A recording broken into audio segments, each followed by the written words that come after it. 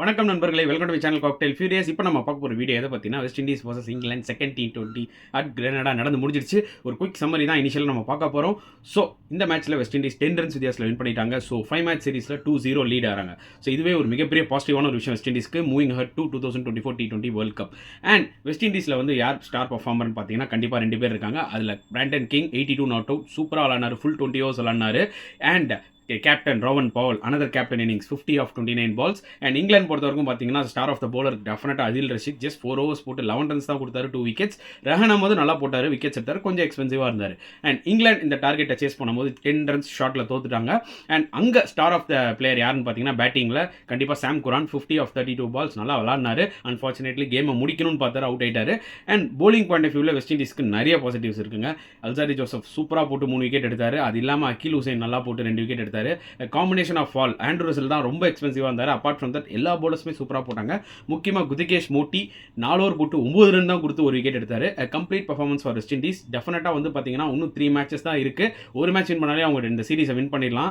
I think they are moving in the right direction தான் சொல்ல முடியும். After so much of disappointment not qualifying for the world cup 2023. So பொறுத்திருந்து பார்க்கலாம் எப்படி west Indies விளையாட போகிறாங்கன்னு. இப்போ வாங்க டீட்டெயிலாக அந்த மேட்சை பற்றி டிஸ்கிரைப் பண்ணலாம். ஸோ முதல்ல பேட்டிங் செஞ்ச வெஸ்ட் இண்டீஸ் வந்து பார்த்தீங்கன்னா 176 தான் அடித்தாங்க. இனிஷியலாக பிராண்டன் கிங்கும் கைல் மேயர்ஸும் செம்மையாக ஸ்டார்ட் பண்ணாங்க. பட் அதுக்கப்புறம் தான் வந்து ட்விஸ்டே இருந்துச்சு. டப்பான்னு ஒரு 4 விக்கெட் விழுந்துருச்சு. Middle order total collapse. And இதுக்கு வந்து கண்டிப்பாக நம்ம கிரெடிட் அதில் ரஷீத் அண்ட் ரெஹான் அஹமத் 2 பேர் 2 லெக் ஸ்பின்னர்ஸ் வச்சிருக்காங்க. இங்கிலாந்து சூப்பராக போடுறாங்க, கன்சிஸ்டண்ட்டாக போடுறாங்க. இந்த கண்டிஷன்ஸ் தான் நம்ம நெக்ஸ்ட் வேர்ல்டு கப்லேயும் விளையாட போகிறோம் வெஸ்ட் இண்டீஸில் தான். ஸோ ஆப்வியஸ்லி அவங்க 2 பேர் மிகப்பெரிய த்ரெட்டாக இருப்பாங்க. இங்கிலாண்டோட பேட்டிங் மட்டும் கிளிக் ஆச்சுன்னா ஐ think they have a good team. But unfortunately அவங்க பேட்டிங் கிளிக் ஆக மாட்டேங்குது.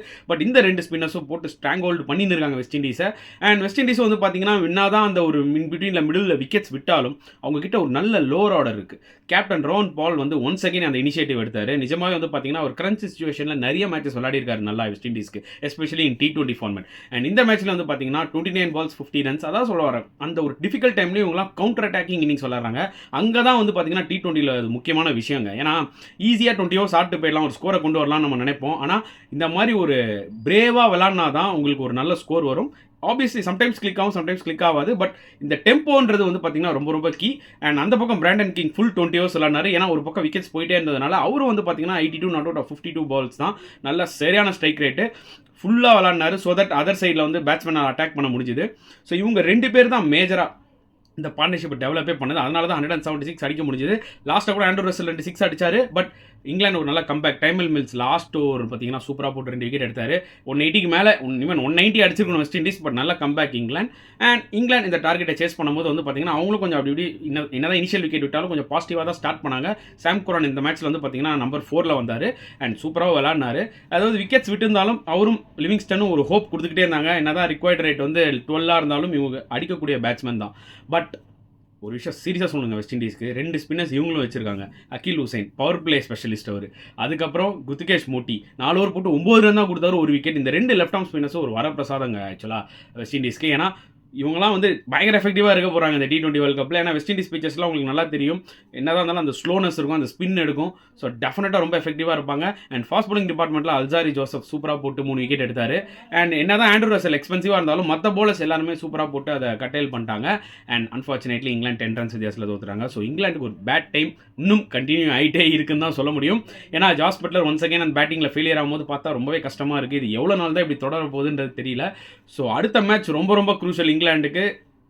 டூ ஆர் டை மேட்ச் அவங்களுக்கு. இனிமேட் வர 3 மேட்சுமே அவங்களுக்கு டூ ஆர் டை தான். ஐ திங்க் வெஸ்ட் இண்டீஸ் முடிஞ்ச வரைக்கும் அடுத்த மேட்ச் வின் பண்ணி சீல் பண்ண பார்ப்பாங்க. நெக்ஸ்ட் மேட்ச் கிரனடா தான் நடக்க போகுது. ஸோ பொறுத்து வந்து பார்க்கலாம் எப்படி 2 டீமும் ஃபேர் ஆக போகிறாங்கன்னு சொல்லிட்டு. ஸோ உங்களுக்கு இந்த வீடியோ பிடிச்சதுன்னா லைக் பண்ணுங்கள், ஷேர் பண்ணுங்கள், முடிஞ்சால் சப்ஸ்கிரைப் பண்ணுங்கள். உங்களோட பாயிண்ட் ஆஃப் வியூ சார் தாராளமாக கமெண்ட் செக்ஷனில் போடலாம், நான் பார்த்து ரொம்ப சந்தோஷப்படுவேன். ஸோ நெக்ஸ்ட் வீடியோவில் பார்க்கலாம் ஃப்ரெண்ட்ஸ். அண்டில் தென் பாய்.